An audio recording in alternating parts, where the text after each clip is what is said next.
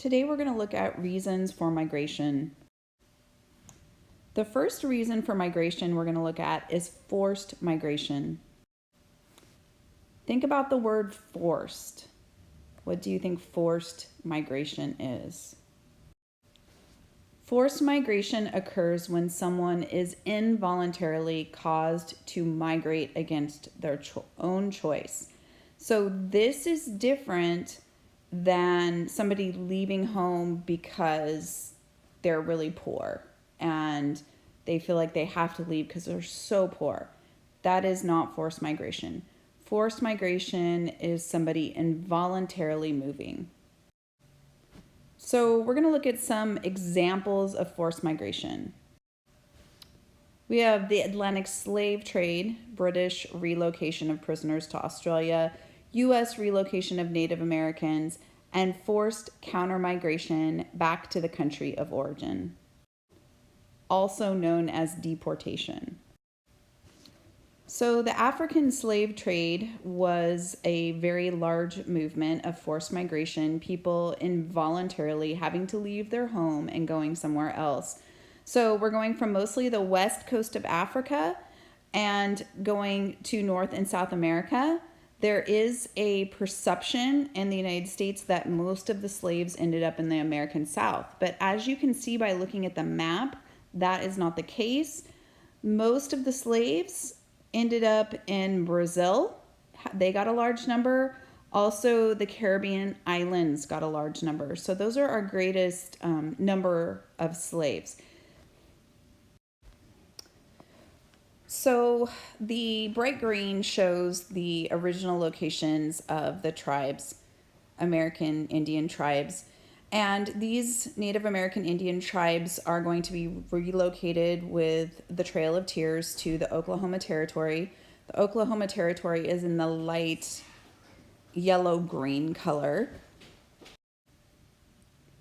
So the Oklahoma Territory is farther west. And as the United States began to expand, they began to move farther west. Originally, they had only been along the East Coast. They continued to move farther west. And as they move farther west, they want to occupy more land. And the Oklahoma Territory, where the Native Americans were moved to, was pretty much unoccupied at the time. So that's why they were put there. This movement was known as the Trail of Tears. So what do you think a refugee is? We just saw the good lie, so it gives you a pretty good idea of what a refugee is. Here's the official definition. A refugee is a person that leaves their home because they are forced out, but not because they are officially relocated or enslaved. So a refugee is forced, however, there's this different situation where they are actually choosing to leave. No one is taking them. However, they don't feel like they have a choice because if they stay, they're probably going to die. So that's why they would be considered a refugee. The name refugee is an official status determined by the United Nations, and there's only a few reasons that you can qualify for refugee status. So the two main umbrella reasons are fear of persecution and fears of circumstance. So fears of persecution include being discriminated against because of your race, religion, nationality, social group membership, or political opinions. And when we say fear of persecution, it's not just that people treat you poorly or they call you names or make you feel bad. It's that they are physically harming you.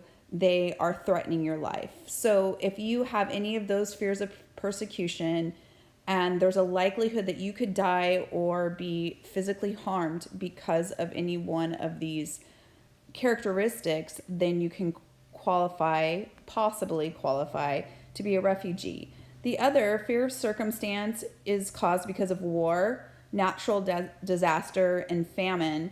So if you think about the situation in Puerto Rico, while Puerto Ricans can come to the United States without seeking refugee status because they are American citizens, They nevertheless left Puerto Rico in huge numbers to come to mainland United States because their island was pretty much uninhabitable. The electricity was down for a very long time. People couldn't get the water, the other resources that they needed to live daily. So many people left Puerto Rico and came to mainland United States. One thing I want you to note that is not on here is poverty. Poverty does not qualify to for refugee status.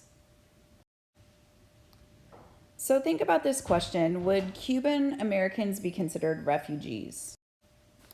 Back in the 1970s, 80s, and 90s, many Cubans left Cuba without permission from the Cuban government to come to the United States. And many of those people claimed refugee status.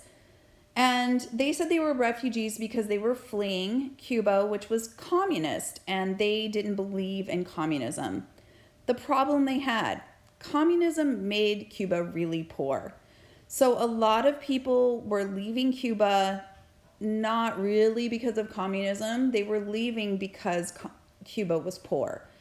Had Cuba been prosperous, they probably would have stayed. So many people came here without gaining refugee status because they were actually here because of poverty. So Americans often feel like we do the most help around the world. And when you look at this map where the largest numbers of refugees are, you can see United States is not the one that's highlighted, not at all. What is highlighted? Well, we see parts of Africa being highlighted. We see parts of Europe being highlighted. We see Central Asia being highlighted. And we also see Eastern Asia being highlighted. So you got to think about why. Why Africa's poor, right? So why does Africa have a high number of refugees? Well, it's because it's poor. And because there's a lot of war, because there is a lot of political problems in Africa. So the people, just like the kids in The Good Lie, they don't go very far. They leave their country that's having problems and they go to the closest next country that they can go to. It costs considerably more to get farther away. The luckiest refugees end up in Europe, but actually most of them don't end up in Europe. Well, why aren't they coming to the United States? So let's think about that. The people who are leaving as refugees are very poor. Can they afford to get to the United States? Usually they cannot. They may be able to afford to get to Europe because it's closer. A lot of them float across the Mediterranean Sea on rafts, and then they will get to Europe that way. But you can't float across the Atlantic Ocean on a raft. So that's why North and South America doesn't have a high number of refugees. All three of these pictures are from refugee camps. Some things they have in common: high concentrations of people. We remember from The Good Lie that in their refugee camp there were 100,000 people. These refugee camps, while you can't count the number of people, you can tell that there's a lot of people living in them. So they all have that in common. Other things that they have in common: an obviousness of impermanence, an obviousness of poverty. All of those things are happening in refugee camps. These are not places people seek to live out. Sometimes they can live in refugee camps for a very long time. Remember the kids from The Good Lie, there for 13 years, and the brother goes back, they're still there, and he's going to go back to work, and the expectation is that he's going to be working in that camp for many more years beyond that. So this is not a short-term solution. Other things that are important to note about refugee camps is that generally when people are living in refugee camps, they are not allowed to work in the country that their camp is in.